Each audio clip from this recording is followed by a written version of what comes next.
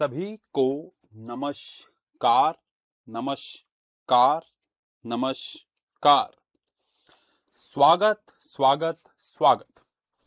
स्वागत है आप सभी का साइंस एंड फन के ऐप पे और वेबसाइट पे, जहां पे टीचर्स आपको दिल और दिमाग है।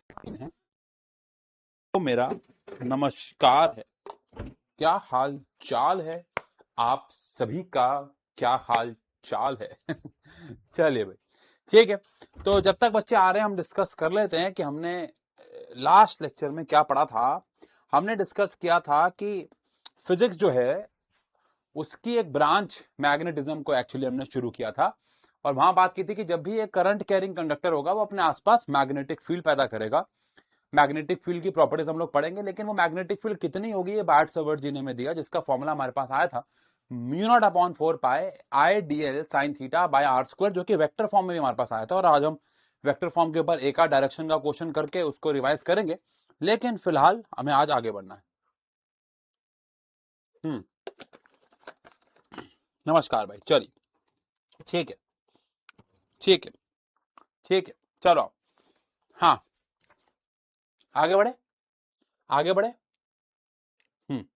चलिए, अब अगर हम लोग बात करें तो आज, अच्छा पहली बात तो आज की क्लास में हम लोग दो बहुत इंपॉर्टेंट डेरिवेशंस करने देखते हैं, दो कर पाएंगे नहीं, लेकिन दो बहुत इंपॉर्टेंट डेरिवेशन की ओर बात चलेगी, जो कि बार्ट-सावर्त लॉ की। बार्ट-सावर्त लॉ से डायरेक्टली कनेक्टेड दो ही डेरिवेशंस है, तो वो दोनों ही काफी इंपॉर्टेंट है। खैर, सेकेंड वाली तो काफी क्रेजी है, लेकिन सबसे पहले आओ आज हम बात कर ले, जब हमने बार्ट-सावर्त लॉ को वेक्टर फॉर्म में बात किया था तो हमारे पास फॉर्मूला आया था dB is equal to μ0/4 I dl cross r by r cube. ये हमारे पास वेक्टर फॉर्म में आया था।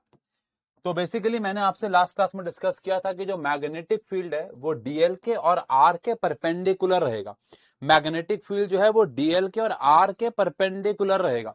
अब अगर dl के r के परपेंडिकुलर रहेगा तो आप कुछ डायरेक्शन के ऊपर खेल खेल लेते हैं। डायरेक्शन ऑफ, मैंने कहा था क्रॉस प्रोडक्ट देख के आ जाना अगर अभी तक नहीं आता है। तो डायरेक्शन ऑफ, अगर हम मैग्नेटिक फील्ड के डायरेक्शन के ऊपर, ऑल्दो हमने ए वेक्टर क्रॉस बी वेक्टर के फॉर्म में लास्ट क्लास में काफी बातें की थी, लेकिन इसके फॉर्म में भी आओ एक बार कर लेते हैं। मान लेते हैं कि एक कंडक्टर ऊपर जा रहा है, इधर जा रहा है, करंट उसमें ऊपर जा रहा है। तो मैंने आपको बताया था जिस डायरेक्शन में करंट होता है डीएल उसी डायरेक्शन में होता है। और मान लेते हैं कि आपको इस पी पॉइंट पे मैग्नेटिक फील्ड जो है उसकी डायरेक्शन बतानी है। अभी तो डायरेक्शन की बात कर रहे हैं ना, अभी तो डायरेक्शन की बात कर रहे हैं ना। यस, तो ये डीएल है, ये आर है। अगर मुझे मैग्नेटिक फील्ड की डायरेक्शन पूछी जाएगी तो क्या वो डायरेक्शन डीएल क्रॉस आर से आएगी? तो ये डीएल है, ये आर है। तो क्या dl cross r, dl cross r, dl cross r, मेरा अंगूठा अंदर आएगा, यानी कि इनवर्ड्स मेरे पास डायरेक्शन आ जाएगी इनवर्ड्स, यानी कि इनवर्ड्स मेरे पास डायरेक्शन आ जाएगी इनवर्ड्स। समझ रहे हो? ठीक है, नहीं समझ रहे हो तो आओ एक दो केस और करते हैं। ठीक है, मान लेते हैं कि हमारे पास करंट जो है, करंट जो है वो दौड़ रहा है माइनस जेड एक्सिस के तरफ। ठीक है, करंट जो है वो माइनस जेड एक्सिस के तरफ दौड़ रहा है, और आपको मैग्नेटिक फील्ड निकालनी है एट पॉइंट, मैग्नेटिक फील्ड निकालनी है एट पॉइंट 300। आप देखो, थोड़ा सा इतना तो कॉमन सेंस आपको होगा कि मैग्नेटिक फील्ड 300, मैग्नेटिक फील्ड 300 पे निकालनी है। इसका मतलब है जो आपका आर पॉइंट है वो एक्स एक्सिस पे है, पॉजिटिव एक्स एक्सिस पे है। डीएल करंट जहां होता है वहां डीएल होता है, तो डीएल है माइनस जेड में, और आर है एक्स में। तो डीएल क्रॉस आर छोटे एंगल, ये डीएल है जो अंदर है और आर उधर है, तो डीएल क्रॉस आर नीचे आ गया, नीचे को हम माइनस वाई डायरेक्शन कहते हैं। तो मैग्नेटिक फील्ड हमारी आ जाएगी माइनस वाई एक्सिस में, माइनस वाई एक्सिस में, माइनस वाई एक्सिस में। ये वाला दोबारा समझा देता हूं। करंट जो है वो माइनस जेड में है, ये माइनस जेड है यानी अंदर की तरफ है, और आर उधर है, तो छोटा एंगल से जाना है ना, तो dl cross r, dl cross r, अंगूठा नीचे आ रहा है, नीचे मतलब माइनस वाई, नीचे मतलब माइनस वाई, डाउनवर्ड नहीं होता है इसमें, नहीं, डाउनवर्ड अपवर्ड, अपवर्ड नहीं होता है, डाउनवर्ड अपवर्ड नहीं होता है, डाउनवर्ड अपवर्ड नहीं होता है, गलत बात है। हाँ, डाउनवर्ड अपवर्ड सही बात नहीं है, नहीं, ठीक है। वीडियो नहीं मिला, ऐसा कैसे हो सकता है यार? मैं आपको बेटा, ये तो मुझे लगता है आपको ढूंढ लेना चाहिए था, but cross product using straw, मैंने वीडियो बनाई है, और ये वीडियो, अरे मुझे भी नहीं मिल रही, हाइड कर दी क्या? बहुत पुरानी वीडियो थी यार। अरे अरे अरे, हाँ, हाइड रखिए, जहां सिर्फ क्रॉस प्रोडक्ट मैंने यूजिंग टू स्ट्रॉज बताया था, ये हाइड कर दिए। चलो ऐसा करता हूं, मैं इस पे ही अपलोड करवा देता हूं, मैं आपके इसी बैच में अपलोड करवा देता हूं, मैं इसी बैच में अपलोड करवा देता हूं। एक बार मुझे ऑडियो भेजना पड़ेगा सर, हमारी,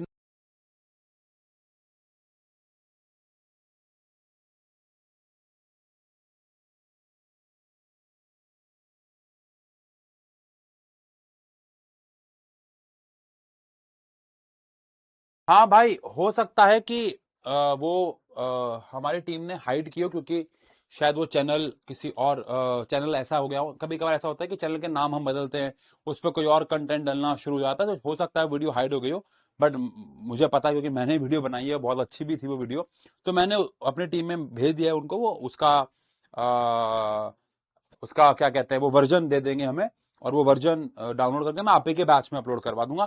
मैंने 2 स्ट्रॉ की मदद से पूरा क्रॉस प्रोडक्ट समझाया है, बहुत इजी है यार, मुझे लगता है आप में से 90% बच्चे तो देखेंगे भी नहीं उसको, बिकॉज आपको आती होगी, ठीक है, लेकिन जिनको नहीं आता है उनके लिए मैं डलवा दूंगा। चलो आओ, अब यहाँ पे हमारे पास एक क्वेश्चन और कर लेते हैं, मुझे लगता है फिर हम आगे बढ़ते हैं, हम बहुत टाइम से इसी के ऊपर बात कर रहे हैं, ठीक है।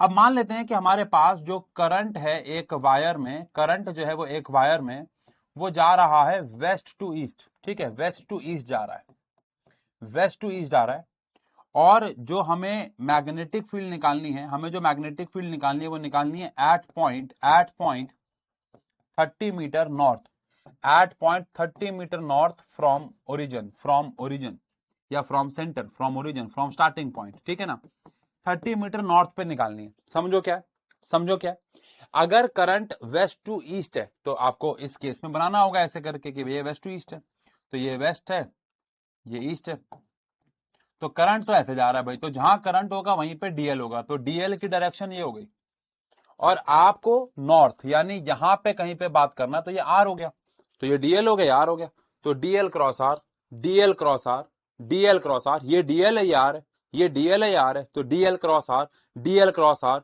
डीएल क्रॉस आर, अंगूठा बाहर आ गया, अंगूठा बाहर आ गया, तो जो मैग्नेटिक फील्ड की डायरेक्शन हो गई, इसको बोलते हैं हम लोग अपवर्ड। मैंने बताया था नॉर्थ साउथ में इसको अपवर्ड और इसको डाउनवर्ड कहते हैं, हाँ, इसमें आउटवर्ड इनवर्ड नहीं होता, अपवर्ड डाउनवर्ड होता है, हमने कल बात की थी, तो ये अपवर्ड आ गया, अपवर्ड, अपवर्ड्स आ गया, ठीक है, डन है, मुझे लगता है बहुत है, आगे बढ़ते हैं, ठीक है, चलो, ठीक है, ठीक है, ठीक है, ठीक है, आगे बढ़ते हैं। अब बात करते हैं comparison between BART Savart line coulomb, मतलब मुझे लगता है इस साल इसके ऊपर सवाल अगर आया तो हमें बड़ी हंसी आएगी, बिकॉज ये बहुत बेसिक से टॉपिक्स हैं, क्योंकि अब लेवल बहुत ज्यादा बढ़ चुका है, खासकर 12th फिजिक्स के पेपर का तो लेवल बहुत ही बढ़ाया हुआ है, लेकिन अगर इसके ऊपर सवाल आता है तो हमें हंसी आएगी, बट इसका ये मतलब नहीं है कि ये नहीं आ सकता, चांसेस हैं बट बहुत कम है। बार्ट सेवर्ट लॉ और कूलम्स लॉ में क्या क्या सिमिलैरिटीज हैं और क्या क्या डिससिमिलैरिटीज हैं, शॉर्ट में बात करूंगा, अंग्रेजी आपको बनानी आती है। अगर मैं सिमिलैरिटीज की बात करूं, सिमिलैरिटीज, तो सिमिलैरिटीज में दोनों के दोनों फॉलोज इनवर्स स्क्वायर लॉ, दोनों इनवर्स स्क्वायर लॉ फॉलो करते हैं भाई, दोनों इनवर्स स्क्वायर लॉ फॉलो करते हैं। हम बायोट सेवर्ट लॉ और कूलम्स लॉ की बात कर रहे हैं, दोनों इनवर्स स्क्वायर लॉ फॉलो करते हैं, क्योंकि दोनों के डिवाइड में inversely proportional to r square आता है। दोनों की दोनों फोर्सेस मीडियम डिपेंडेंट है, जो फॉर्मूला आ रहा है उसमें जो फोर्स आ रही है, जो फील्ड आ रही है, वो मीडियम डिपेंडेंट है, मीडियम डिपेंडेंट है, मीडियम चेंज होने पे चीजें चेंज हो रही है, मीडियम डिपेंडेंट है, बोलो, दोनों के दोनों मीडियम डिपेंडेंट है, दोनों के दोनों वैक्यूम ऑपरेटेड है, दोनों के दोनों फॉर्मूले वैक्यूम में काम आ सकते हैं, दोनों के दोनों फॉर्मूले हमारे पास वैक्यूम में काम आ सकते हैं।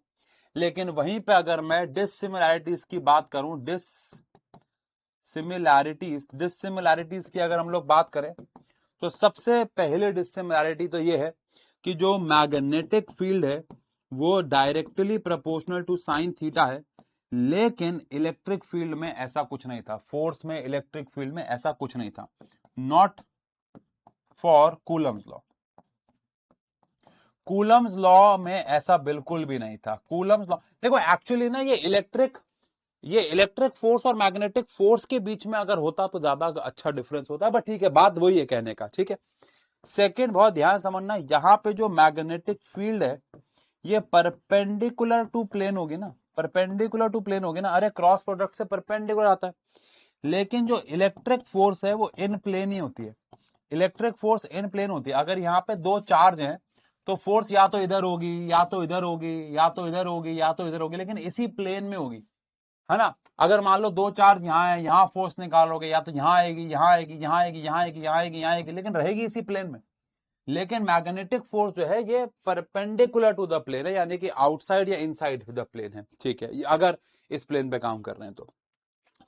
लेकिन वहीं पे अगर बात करें तो इसमें जो हमारे पास कांस्टेंट आया था, मैग्नेटिक फील्ड में जो हमारे पास कांस्टेंट आया था, in the case of magnetic field जो हमारे पास कांस्टेंट आया वो काफी छोटा कांस्टेंट, 10⁻⁻10। लेकिन वहीं पे इलेक्ट्रिक फील्ड में जो हमारे पास कांस्टेंट आया, इलेक्ट्रिक फील्ड में जो हमारे पास कांस्टेंट आया वो हमारे पास 9 इंटू में 10⁹ था फॉर फ्री स्पेस। बहुत बेसिक फॉर्म में लिख रहा हूं, लेकिन ऐसे कुछ सिमिलैरिटीज और डिससिमिलैरिटी हमारे पास आ जाएंगे, समझ रहे हैं? ठीक है सर, मैं ढूंढ के। तो टीम से ऑडियो आ गया है? ठीक है सर, मैं ढूंढ के एक बार देख के बताता हूँ। हाँ, तो वो ढूंढ के बताते हैं, और 100% मिलेगी, मुझे तो पता ही है, नहीं तो फिर मुझे ढूंढनी पड़ेगी, पर मिल जाएगी वो, ठीक है। बाकी आओ फिलहाल आगे बढ़ते हैं। कोई सवाल चल रहा है क्या मन में, क्योंकि हम आगे बढ़ने वाले हैं और आज हम अपनी आज की पहली डेरिवेशन पे आ जाएंगे। कोई मन में सवाल है क्या? कोई मन में सवाल है क्या? कोई मन में सवाल है क्या? मीडियम डिपेंडेंट कैसे हुई? बिकॉज एक था 1/4πε0, मीडियम बदलेगा तो ये वैल्यू बदलेगी। एक था μ0/4π, मीडियम बदलेगा तो ये वैल्यू बदलेगी।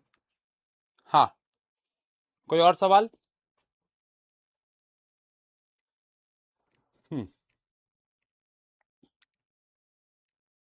ठीक है, नहीं, पढ़ाई से रिलेटेड कोई वैक्यूम ऑपरेटेड कैसे हुई? दोनों वैक्यूम में लग सकती हैं। अरे दोनों के लिए जो हमारे पास कांस्टेंट्स आए हैं वो फ्री स्पेस के तो है। हमने फर्स्ट चैप्टर में जितने भी न्यूमेरिकल्स किए वो सारे के सारे फ्री स्पेस के। हाँ, क्या हम डीबी को इंटीग्रेट नहीं करेंगे? करेंगे ना, अभी तो हमने छोटे से एलिमेंट के लिए निकाली है। अभी हम देखो आगे ये तो करने वाले हैं आज। हाँ, ठीक है। क्रॉस प्रोडक्ट पेपर में आएगा? पेपर में क्रॉस प्रोडक्ट नहीं आएगा भाई, पेपर में डायरेक्शन निकालने को आएगी मैग्नेटिक फील्ड की। बोलेंगे मैग्नीट्यूड बताओ तो वो एक न्यूमेरिकल होगा, और साथ ही साथ डायरेक्शन पूछेंगे, तो वहां पे आपको निकालना आना चाहिए ना बाबू। चलो आओ, ठीक है।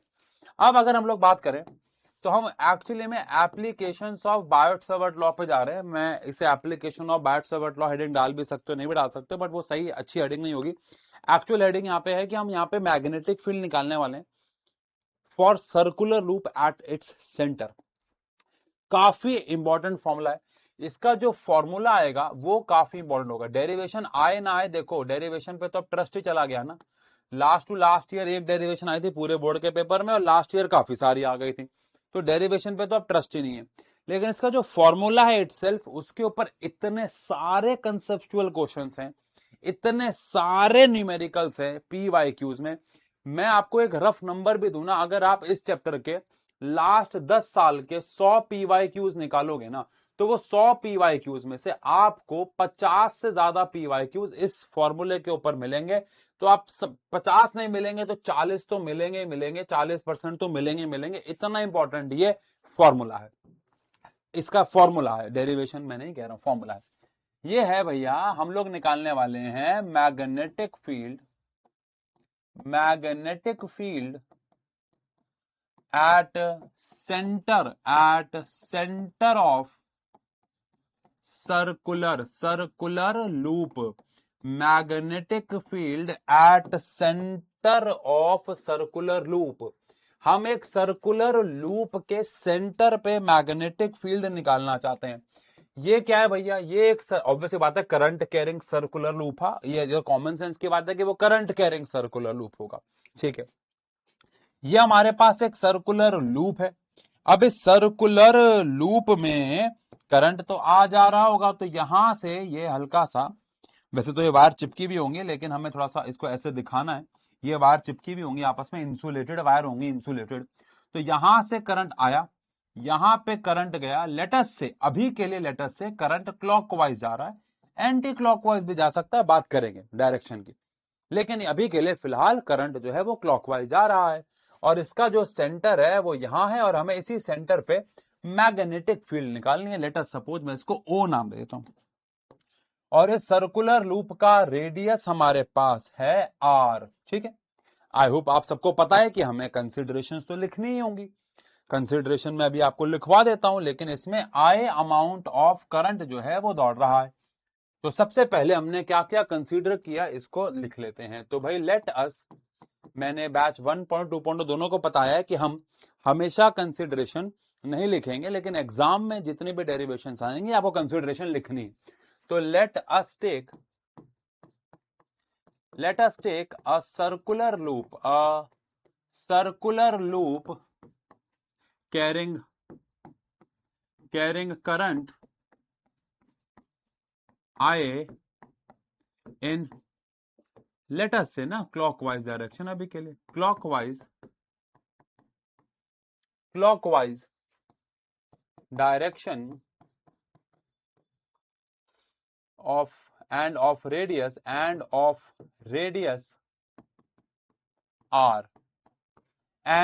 radius r, ठीक है।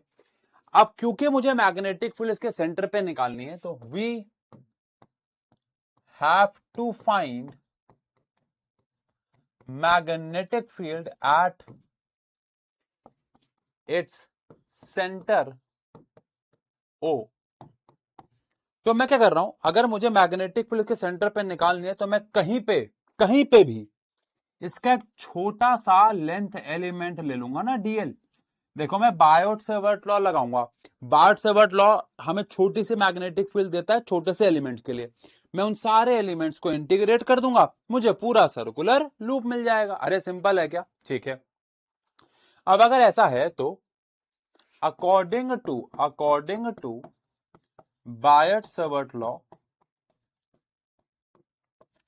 बायोट-सेवर्ट लॉ जी के हिसाब से जो मैग्नेटिक फील्ड है उसका फॉर्मूला है म्यू नॉट, छोटी सी मैग्नेटिक फील्ड है, mu naught upon 4 pi I d l sine theta by r square. Obvious बात है, अभी मैग्नीट्यूड की बात कर रहे हैं, ठीक है।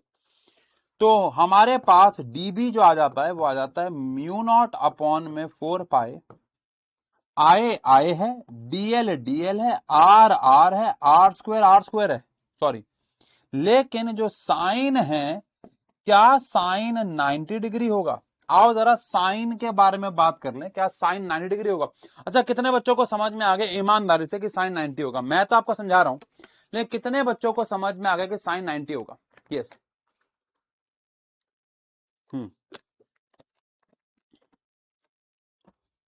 इलेक्ट्रिक फील्ड के क्वेश्चंस करवा दिए गए हैं बहुत सारे, आपको मैंने बताया था बैच 1.2 की वीडियोस मैंने अपलोड की थी।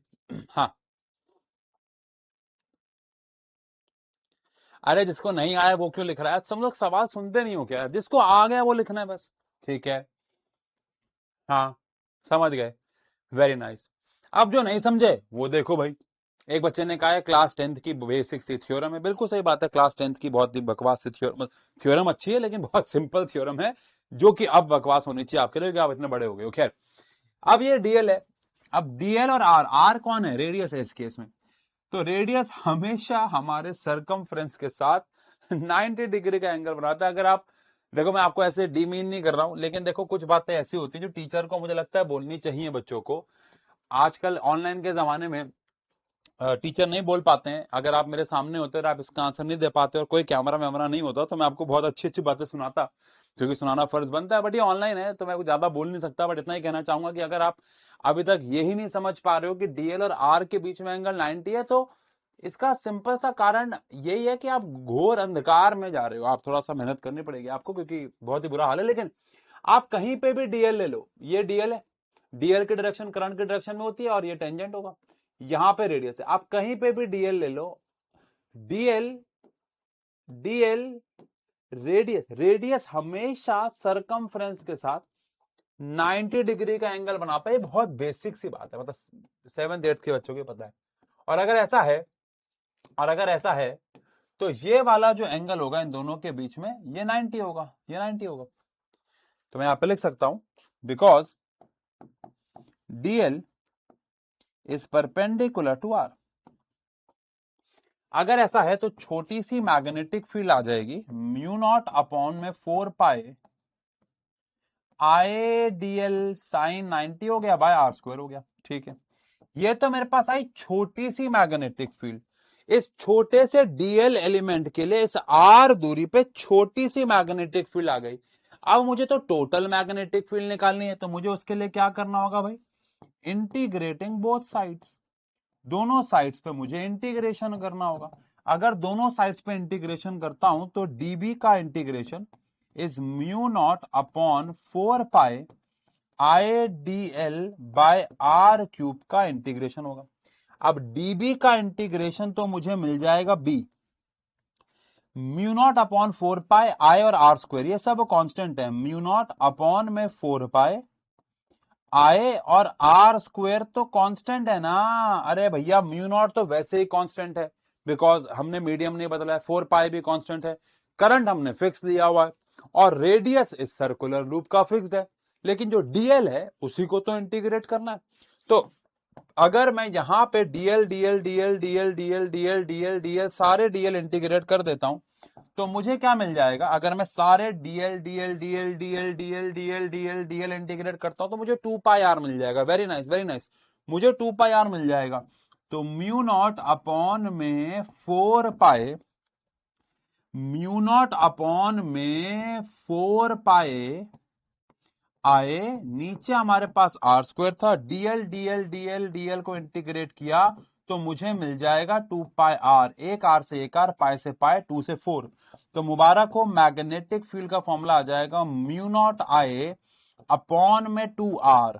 आपको अंदाजा भी नहीं है अभी ये फॉर्मूला क्या है, एक ये और एक स्ट्रेट वायर, एक ये और एक स्ट्रेट वायर। आपको आइडिया भी नहीं है कि ये फॉर्मूला कितना इंपॉर्टेंट है। फॉर्मूला है म्यू नॉट आई अपॉन में 2 r, mu naught I upon में 2 आर। लेकिन यहां पे अब एक और बात आती है कि डायरेक्शन क्या है। और अगर अभी तो हमने एक सिंगल लूप लिया है, अगर हम इस सिंगल लूप की बजाय एक कॉइल ले लेंगे, जो कि हम अगले पेज पे करने वाले हैं, तो क्या फर्क पड़ेगा। अभी तो हमने एक सिंगल लूप लिया है, अगर इसी में बहुत सारे टर्न्स होंगे तो क्या होगा। लेकिन उससे पहले हमें डायरेक्शन की बात करनी होगी।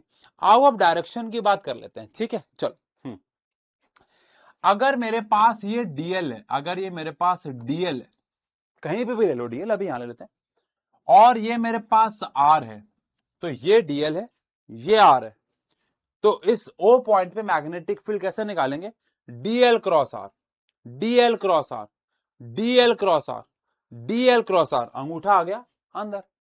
ठीक है, कहीं पे भी बात कर लेते हैं, कहीं पे भी, कहीं पे भी, यहां ले लो डीएल, ये डीएल है, तो डीएल की डायरेक्शन जहां करंट होगा ये आर है, ये डीएल है, ये आर है, dl cross r, dl cross r, कहीं पे भी बात कर लो आंसर इनवर्ड आएगा। आप किसी भी डायरेक्शन में बात कर लो, मैग्नेटिक फील्ड की जो डायरेक्शन आएगी वो आएगी म्यू नॉट आई अपॉन में 2 आर, इनवर्ड आएगी अगर करंट क्लॉकवाइज है तो। लेकिन अगर करंट एंटी क्लॉकवाइज हुआ तो आपको समझ इतना तो आ ही जाना चाहिए कि इनवर्ड के बजाय आउटवर्ड आ जाएगी। बाकी मैं आपको दिखा देता हूं, अगर मैं यहां पे डीएल लेता हूं और करंट एंटी क्लॉकवाइज जा रहा होगा, यानी कि डीएल इधर हो जाएगा और आर इधर, इस बार डीएल इधर है आर इधर, तो मुझे डीएल क्रॉस आर, छोटा एंगल अब ये बनेगा, ऐसे करूंगा तो मेरा अंगूठा बाहर आ जाएगा, यानी कि आउटवर्ड आ जाएगा। अब इसको अगर मैं समराइज करूं तो मुझे इसको ऐसे लिखना होगा कि अगर हमारे सर्कुलर लूप में करंट क्लॉकवाइज जा रहा है, या एंटी क्लॉकवाइज जा रहा है तो कैसे फर्क पड़े। अगर करंट क्लॉकवाइज जा रहा है तो इधर जो मैग्नेटिक फील्ड होगी वो इनवर्ड्स होगी, जिसको क्रॉस भी कहते हैं। लेकिन अगर करंट एंटी क्लॉकवाइज जा रहा है तो जो डायरेक्शन है वो सेंटर पे आउटवर्ड्स हो जाएगी। इसे क्लॉक रूल भी कहते हैं, इसे क्लॉक रूल भी कहते हैं। यस, अब एक बात और भी समझिएगा, क्लॉक रूल के साथ साथ इसको पोल से भी समझा जा सकता है। पोल से, ये तो है ही, लेकिन इसको पोल से कैसे समझ सकते हैं। देखो, होशियार बच्चों से मेरा एक सवाल है, होशियार बच्चों से मेरा एक सवाल है कि अगर इस समय करंट क्लॉकवाइज जा रहा है तो ये जो फेस होगा वो नॉर्थ बनेगा या साउथ बनेगा। हाँ, वो नॉर्थ बनेगा या साउथ बनेगा। Thank you Ritesh, thank you so much, thank you Ritesh. वो नॉर्थ बनेगा या साउथ बनेगा, बता दो। हाँ, नॉर्थ बनेगा या अरे कह रहे नॉर्थ एंड साउथ। अरे हाँ, ठीक है, एक बच्चा कह रहा है पोल लगा दो इसी बात पे। चलो ठीक है, पर यार बस पोल में ना टाइम बड़ा सा लग जाता है, इसलिए चलो मैं पोल लगाता हूं। मैं कैपिटल एन और एस लिख रहा हूं बस, ठीक है। चलो,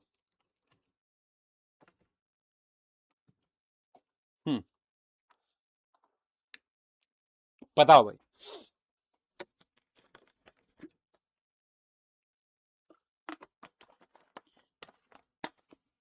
जल्दी से पोल पे रिप्लाई कर दो।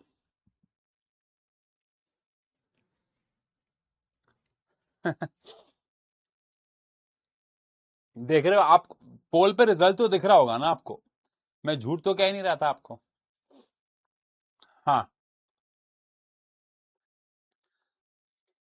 अभी वैसे टाइम बचा हुआ है पोल का, लेकिन फिर भी मेरे हिसाब से रिजल्ट यही रहेगा। नॉर्थ पे आया है, आपको भी दिख ही रहा होगा शायद 59%, थोड़ा बहुत ऊपर नीचे होगा ये। और साउथ पे आया है 41% कुछ, ठीक है, ये आपके सामने थोड़ा बहुत ऊपर नीचे होगा।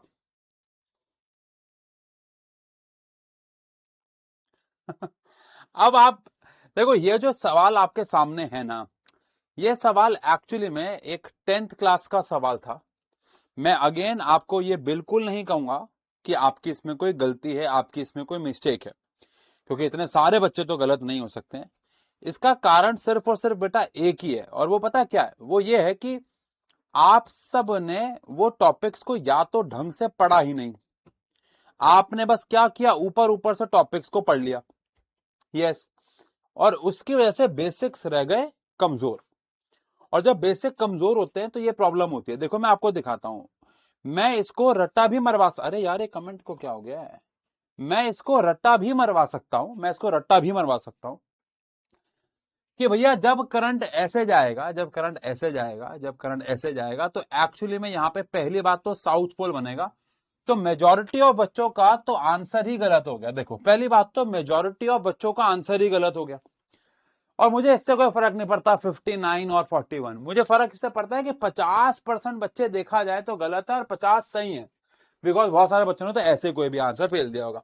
लेकिन पॉइंट समझो आप कि हमारे बेसिक्स कहां गए, हमारे बेसिक्स कितने कमजोर हैं, आओ समझे। अगर करंट जा रहा है ऐसे, तो मैंने आपको इतना बता दिया कि मैग्नेटिक फील्ड इनवर्ड होगी, तो आपको बेटा उससे खुद अकल लगा लेनी चाहिए थी। अगर मैग्नेटिक फील्ड इनवर्ड है तो मैग्नेट के अंदर, अगर देखो यहां पे कोई सर्कुलर लूप अगर मुझे मिल जाए, एक सर्कुलर लूप अगर मुझे मिल जाए, नहीं है यहां पे कोई सर्कुलर लूप, चलो इसको सर्कुलर लूप समझ लो, इसको आप सर्कुलर लूप समझ लो, ठीक है। अगर इस सर्कुलर लूप में मैं बोल रहा हूं कि करंट जा रहा है ऐसे क्लॉकवाइज, तो मैं कह रहा हूं कि इसमें मैग्नेटिक फील्ड इनवर्ड बनेगी, ऐसे इनवर्ड बनेगी, इनवर्ड। अब ये एक मैग्नेट है, और मैग्नेट के अंदर जो मैग्नेटिक फील्ड होती है वो साउथ से नॉर्थ जाती है। तो अगर ऐसे जा रही है तो मतलब इस तरफ साउथ है और उसके पीछे की तरफ नॉर्थ हुआ ना, तो आपकी तरफ जो फेस हुआ वो तो साउथ हुआ।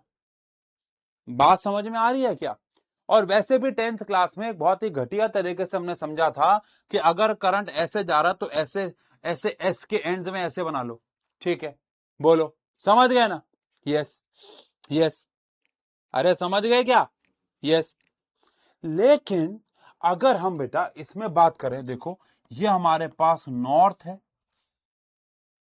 अगर ये नॉर्थ है तो इसमें उल्टा हो जाता था, ये आया हमारे पास, तो इसमें ये ऐसे जाता था, देखो ऐसे। यस, समझ गए? हाँ। हम्म। अरे डन है क्या? अरे डन है क्या? अरे डन है क्या? कारण सेम है। नहीं यार देखो, अगेन आई रिपीट, मुझे इससे कोई प्रॉब्लम नहीं होती आप आंसर गलत से देते हो, मुझे प्रॉब्लम इससे होती है कि या तो आपने सोचे समझे दिया नहीं, सोच समझ के दिया है तो हमारे बेसिक, और अगर मेरे बेसिक कमजोर हैं और फिर भी मैं कमेंट सेक्शन पे कह रहा हूं कि सिलेबस को तेज बढ़ाओ, तो फिर यार आप समझो कैसे होगा काम। मैं हमेशा हमेशा आप लोग ना एक चीज के पीछे भागते हो कि एक है कि सिलेबस तेज बढ़ाओ, और दूसरा आप कहते हो कि यार न्यूमेरिकल्स करो। अरे भाई जब आपको अभी नॉर्थ साउथ ही नहीं पता तो मैं न्यूमेरिकल कैसे कर लूंगा? मैं तो एक क्लास में सारी डेरिवेशन आपको रिकॉर्ड फॉर्म में देके पूरा जीवन न्यूमेरिकल भी करा सकता हूं, लेकिन आप समझो जब ऐसे बेसिक, चलो ज्यादा बात नहीं करते, लेकिन ऐसा है, ठीक है, ओके, ध्यान रखना आगे से कि ऐसा हमें थोड़ा दिमाग लगाना होता है कि अंदर मैग्नेटिक फील्ड कहां है, बाहर कहां है। आपको इससे ये भी याद आएगा कि अगर करंट ऐसे जा रहा है तो इसमें अगर ऊपर जा रहा है तो इसमें हम ऐसे मैग्नेटिक फील्ड बनाते थे, याद है? और ऐसे रूल लगाने के हिसाब से यहां से अंदर जाती थी और वहां से घूम के बाहर होती थी। अभी तो हम सेंटर की बात कर रहे हैं, लेकिन आप इसको ये भी याद रखना, अब ये भी याद रखना कि अगर मैग्नेटिक फील्ड यहां से इनवर्ड है तो यहां से आउटवर्ड आएगी वो, और अगर इसमें यहां से आउटवर्ड है तो वो घूम के यहां से इनवर्ड जाएगी, बिकॉज हम पढ़ेंगे और पढ़ भी रखा है कि मैग्नेटिक फील्ड जो है, मैग्नेटिक फील्ड जो है वो क्लोज लूप बनाती है। खैर अब आगे बढ़ते हैं, खैर अब आगे बढ़ते हैं और बात करते हैं कि अगर इसमें नंबर ऑफ टर्न्स कितने हुए, अगर n नंबर ऑफ टर्न्स हुए, if we take coil of n turns, अगर मैं कॉइल ऑफ n टर्न्स लेता हूं, ऑब्वियसली बात है बेटा, जब हम कॉइल कहते हैं तो वो इंसुलेटेड वायर की होनी चाहिए, वो इंसुलेटेड वायर की होनी चाहिए या नंगी तार होनी चाहिए? देखूं अब ये कितने बच्चों का कंसेप्ट ठीक है। अगर मैं कॉइल बना रहा हूं तो वो इंसुलेटेड वायर होनी चाहिए या वो नंगी तार होनी चाहिए बिना प्लास्टिक के? आखिरी टेस्ट है तुम्हारा आज का, इसके बाद मैं कोई टेस्ट नहीं लूंगा, मैं देखता हूं कितने बच्चे यहां पे। हाँ बताओ, आखिरी टेस्ट है तुम्हारा। मैं पोल तो बिल्कुल नहीं लगाऊंगा अब। हाँ ठीक है, ठीक है। रमन कह रहे हैं नंगी तार लेंगे। अरे बाप रे बाप, काफी बच्चे नंगी तार भी कह रहे हैं, नंगी तार क्यों लेंगे? मैं पोल नहीं लगा रहा, चुप रहो। लेकिन नंगी तार क्यों लेंगे यार? यार तुम क्या कर रहे हो यार? अगर नंगी तार को एक दूसरे के ऊपर लपेट देंगे तो वो तो एक ही तार बन जाएगी यार, तुम्हारे बेसिक्स कहां जा रहे हैं? अगर नंगी तार को मैं उसी के ऊपर लपेटता चला जाऊंगा, मैं इस वक्त अगर पोल लगाता तो मेरे हिसाब से 70% बच्चे इंसुलेटेड कह रहे हैं, जिसकी मुझे खुशी है, वेरी नाइस। हो सकता है 80 भी हो जाए ये, लेकिन 20% बच्चे नंगी तार कह रहे हैं। भाई ये बच्चे नंगी तार क्यों कह रहे हैं 20%? अगर नंगी तार को उसी के ऊपर लपेट दूंगा तो वो तो एक ही तार बन जाएगी ना भाई। अरे सोचो भाई, क्या कह रहे हो, एक ही तार है वो फिर। अगर आपके घर में जो प्लास्टिक चढ़ी हुई तार होती है उसको छिलते हो, उसमें मल्टीपल वायर्स होते हैं, उन्हें अलग अलग वायर काउंट करते हो, वो एक ही तो वायर है, लाइव वायर है, एक न्यूट्रल वायर है, एक में करंट जा रहा है। तो यार ऑब्वियस सी बात है, ये इंसुलेटेड वायर होनी चाहिए, n turns of insulated wire होनी चाहिए। We take coil of n turns of insulated wire, तो क्या होगा? देखो अगर मैंने n टर्न्स लिए हैं और n टर्न्स की इंसुलेटेड वायर की ये मैंने कॉइल ऐसे बना के ऐसे भेज दी, तो हर एक में करंट अगर मान लो ऐसे जा रहा है तो इस वाले में पहले टर्न में ऐसे गया होगा तो मैग्नेटिक फील्ड बाहर, दूसरे में ऐसे गया होगा तो बाहर, तीसरे में ऐसे गया होगा बाहर, चौथे में गया होगा तो बाहर। जिसका मतलब है बेटा हर डायरेक्शन में मैग्नेटिक फील्ड सेम ही आ रही है। तो अगर n टर्न्स हैं तो n टर्न्स में मैग्नेटिक फील्ड हमारे पास n टाइम्स बढ़ जाएगी एक के, यानी कि एक में था हमारे पास म्यू नॉट I अपॉन में 2r, जो कि अभी हमने पीछे डिराइव किया, म्यू नॉट I अपॉन में 2r, उसका n टर्न्स से मल्टीप्लाई हो गया। तो mu not an I upon में 2r फॉर्मूला हो गया, mu not an I upon में 2r फॉर्मूला हो गया, mu not an I upon में 2r फॉर्मूला हो गया। डन। अब अगर आप इसके बेसिक समझ गए तो इसके क्वेश्चन भी मैं आपको करा सकता हूं अभी, लेकिन बेसिक अगर नहीं समझ रहे हो तो क्वेश्चन में फंसोगे। आओ मैं आपको अब एक क्वेश्चन कराता हूं, मजा आएगा। देखो, जैसे कि आपको आया सवाल आया फाइंड, सारे क्वेश्चन कॉमन है, find magnetic field at point O. आपको ओ पॉइंट पे मैग्नेटिक फील्ड निकालनी है सबके लिए। 3-4 केस करें, मजा आएगा। ठीक है, 3-4 केस है, मजा आएगा। देखो, पहला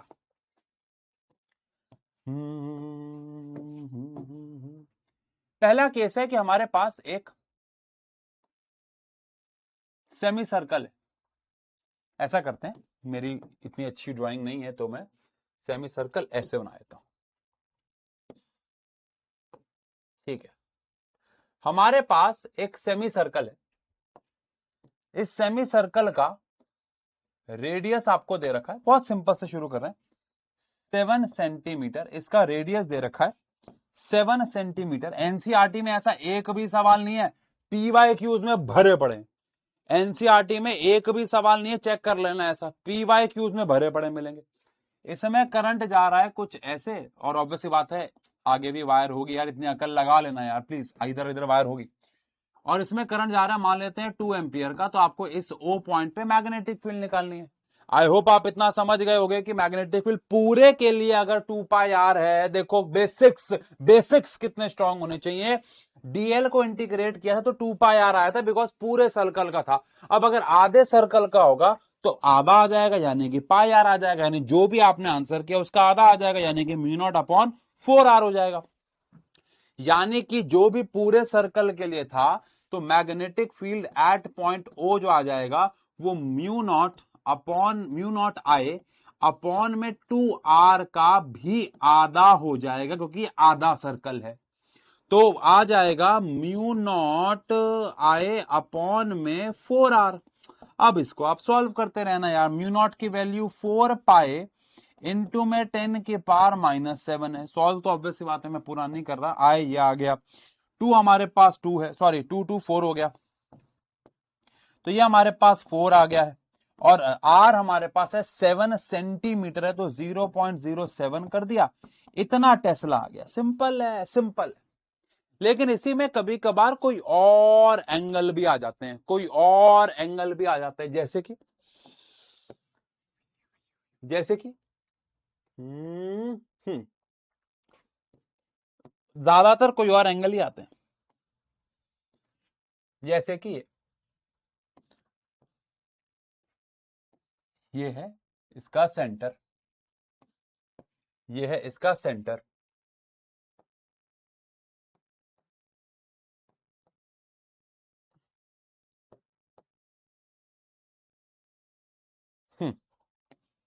ये इसका सेंटर ओ, और ये एंगल है 60 डिग्री।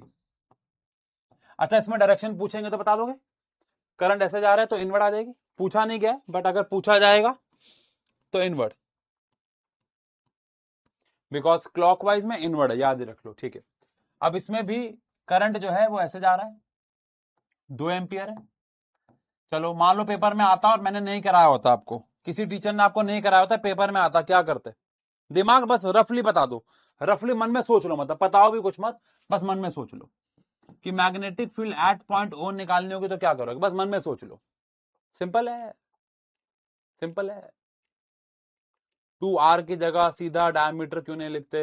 ये एक 12th क्लास के बच्चे का सवाल है, लिख लो यार, लिख लो यार।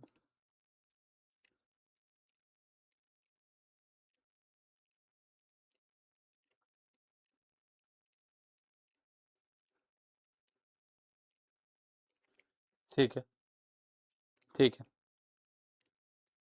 लेंथ, कई बच्चे लेंथ ऑफ आर्क कह रहे हैं, पर मुझे लगता है लेंथ ऑफ आर्क का कोई काम नहीं है वैसे, मतलब हाँ वैसे भी कर सकते हो, बट इतना लंबा चौड़ा पे काम क्यों करना। ठीक है, देखो पूरे के लिए मैग्नेटिक फील्ड अगर निकालनी होती तो म्यू नॉट आई अपॉन में 2r होती, अगर पूरे के लिए निकालनी होती। लेकिन आपको पूरे के लिए कैलकुलेट नहीं करनी है, आपको इतने हिस्से के लिए करनी है। एक बच्चे ने कहा इसको 1/5 कर दो।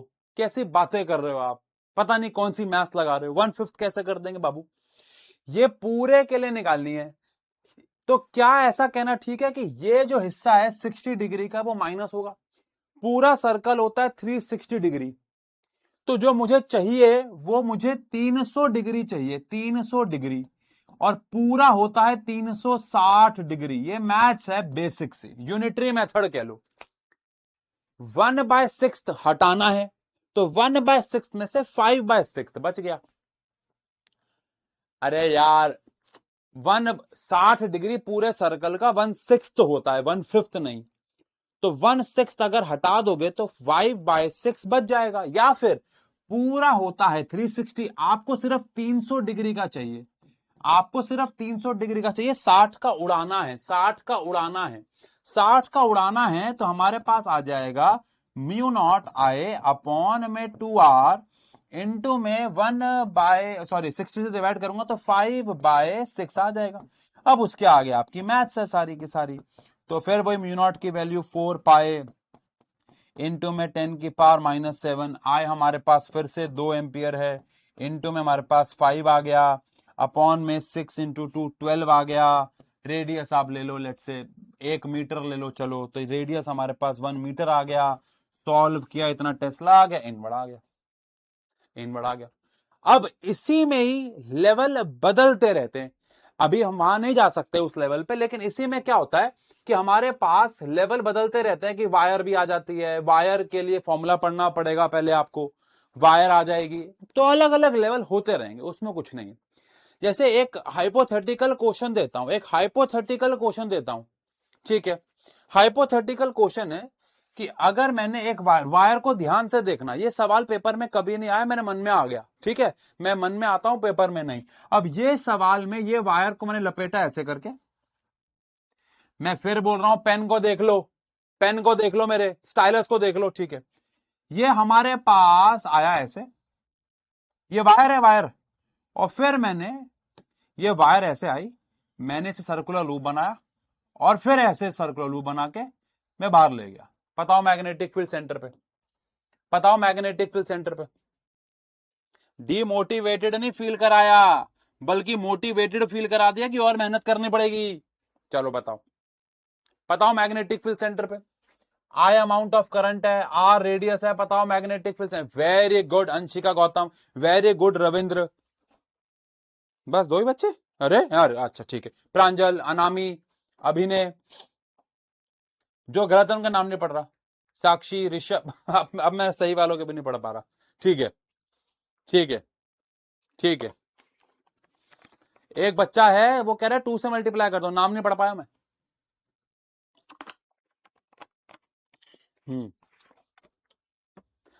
हरमन गिल जी भी कह रहे हैं कि 2 से मल्टीप्लाई कर दो। अर्शिया जी कह रही हैं उतनी ही रहेगी, लेकिन 90%, 95% बच्चों ने कहा है 0, मुझे बड़ी खुशी हुई, आई लव यू। 95% बच्चों ने कहा है 0, मुझे बड़ी खुशी हुई, बिल्कुल सही है।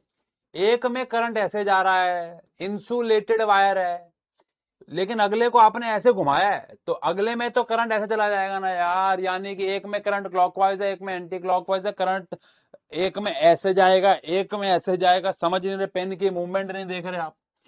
तो एक में मैग्नेटिक फील्ड इनवर्ड है, दूसरे में आउटवर्ड है, नेट 0 हो जाएगी, नेट हो जाएगी 0, नेट हो जाएगी 0। डन है क्या, डन है क्या, ठीक है। चलो अब हमें और क्या करना है, हम आगे देखो, हम आगे तो नहीं, मैं आज वो डेरिवेशन पे तो नहीं जा सकता, मैं वो आपको भी अभी आपको वो समझ नहीं आएगी, मैं उस डेरिवेशन पे तो नहीं जा सकता, लेकिन मैं ऐसा कह सकता हूं, हाँ, कि हम अगली क्लास में वो क्या पढ़ाने वाले हैं उसकी शुरुआत कर सकते हैं, ठीक है। देखो अभी हमने कहां पे काम किया, अभी हमने काम किया सर्कुलर लूप के सेंटर पे। अब हम बात करेंगे सर्कुलर लूप के एक्सियल पॉइंट पे, आपको पहले पॉइंट समझना होगा।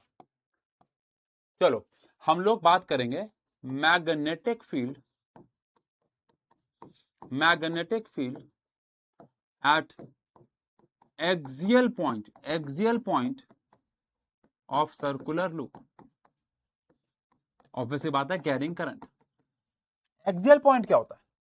एक्सियल पॉइंट क्या होता है? एक्सियल पॉइंट ये होता है, देखो ये होता है, ये होता है। अगर ये मेरे पास सर्कुलर लूप है तो अभी तक मैं इसके सेंटर पे काम कर रहा था ना, अब मुझे यहां काम करना है। यानी अगर ये सर्कुलर लूप है तो अभी मैं इसके सेंटर पे काम कर रहा था यहां, अब मुझे यहां कहीं पे काम करना है। यानी इसके सेंटर से ही, अरे एक्सियल लाइन समझते हो? एक्सियल लाइन समझते हो? एक्सियल लाइन समझते हो? अगर ये सर्कुलर, देखो अभी तो हम सर्कुलर लूप आपको फ्रंट से दिखा रहे थे, फ्रंट से, अब हम साइड से देख रहे हैं। ये हमारा सर्कुलर लूप साइड से है भाई, ये हमारा सर्कुलर लूप साइड से है भाई, साइड से सर्कुलर लूप साइड से, साइड से जिसमें करंट आ रहा है, जिसमें करंट आ रहा है और जा रहा है। अब क्योंकि मुझे यहां पे भी एक एलिमेंट बनाना है तो मैं इसको ये जो हमने हल्का सा इसमें कनेक्शन बनाया, मैं उसको यहां बनाया।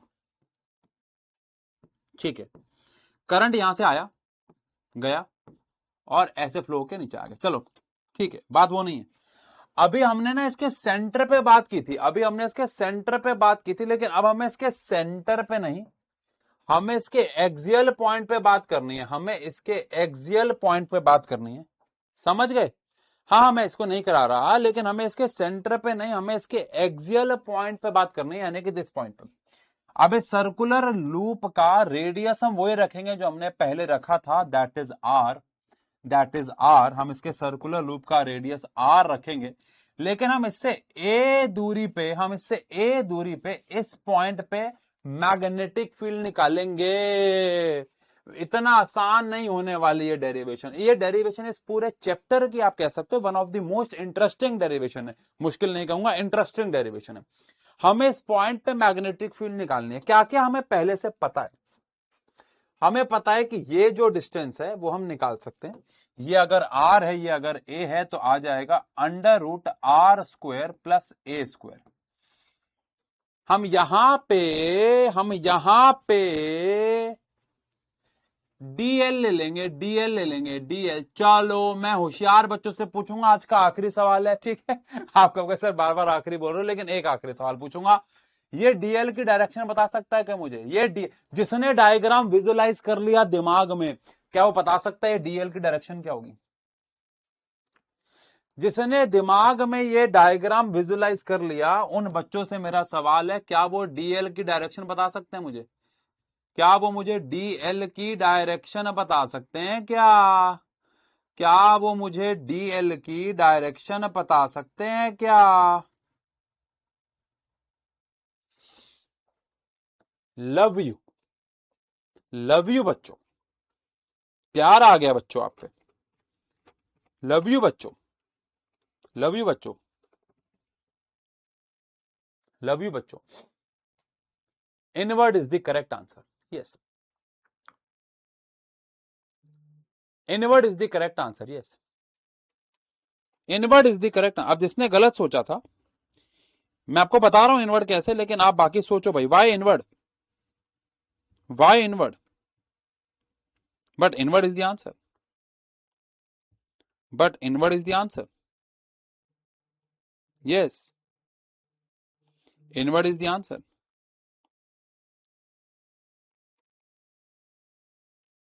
चलो आओ बेटा, कुछ बच्चे लेफ्ट वर्ड भी कह रहे हैं, कुछ बच्चे क्लॉक, बेटा क्लॉकवाइज एंटी क्लॉकवाइज कैसे कह सकते हो आप? डीएल की तो एक पर्टिकुलर डायरेक्शन, क्लॉकवाइज तो एक लूप की डायरेक्शन होती है ना, इनवर्ड होगी, आउटवर्ड होगी, लेफ्ट हो, राइट हो, जो भी हो, क्लॉकवाइज एंटी क्लॉकवाइज कैसे हो सकती है बाबू? चलो आओ देखो, आपने इमेजिन नहीं किया, मैंने आपको इमेजिन करवाया था कि ये सर्कुलर लूप ऐसे, ये ऐसे नहीं है, ये सर्कुलर लूप ऐसे, ऐसे, ऐसे, ये सर्कुलर लूप ऐसे। अब अगर ये सर्कुलर लूप ऐसे है तो ऊपर वाले में करंट ऐसे जा रहा है और नीचे वाले में ऐसे आ रहा है। अगर इसमें करंट ऐसे जा रहा है क्लॉक, अगर मैं यहां से देखूं, इधर से देखूं, इधर से देखूं, तो मुझे इधर से देख रहा हूं, लूप यहां पड़ा हुआ है, इधर से देखने पे करंट क्लॉकवाइज दिख रहा है, क्लॉकवाइज, और इधर से देखने पे, मतलब इसके ऑपोजिट, इधर से देखने पे एंटी क्लॉकवाइज दिखेगा। अगर इधर से देखूं तो ये क्लॉकवाइज है, क्लॉकवाइज है, क्लॉकवाइज है। क्लॉकवाइज है तो ऊपर वाले हिस्से पे, एकदम टॉप वाले पे तो करंट ऐसे है ना टेंजेंशियली, तो इनवर्ड होगी डायरेक्शन, और नीचे वाले पे आउटवर्ड। अगर मैं नीचे वाले के लिए बात करूंगा, नीचे वाले के लिए डीएल एलिमेंट की, नीचे वाले डीएल एलिमेंट की बात करूंगा तो वो आउटवर्ड हो जाएगा, ऊपर वाले के लिए इनवर्ड, नीचे वाले के लिए आउटवर्ड हो जाएगा। अरे डन है क्या? हाँ ठीक है, ठीक है, ठीक है, ठीक है, डन। चलो ठीक है, इसको अगली क्लास में देखेंगे कैसे सॉल्व करना है, क्या करना है, इसको अगली क्लास में देखेंगे। ठीक है, बाकी ये चैप्टर आगे जाके, मैंने आपको कहा था, एक कारण था मैंने आपको क्यों कहा था ये चैप्टर मेरा पर्सनल फेवरेट है, बिकॉज जैसे आप वीडियो गेम्स खेलते हो, लेवल 1 खेलते हो, बड़ा आसान होता है, लेवल 1 तो आपको सिखाने के लिए होता है, लेवल 2 थोड़ा सा मुश्किल होता है, लेकिन जब आप वीडियो गेम में लेवल 3 लेवल 4 पे जाते हो, लेवल 5 पे जाते हो, आपको बड़ा मजा आने लग जाता है, तो आपको वही मजा इस चैप्टर में मिलेगा। ऐसा ही एक और मजेदार चैप्टर रे ऑप्टिक्स है, रे ऑप्टिक्स है मजेदार, मेरा सेकंड किताब का सबसे फेवरेट चैप्टर रे ऑप्टिक्स है।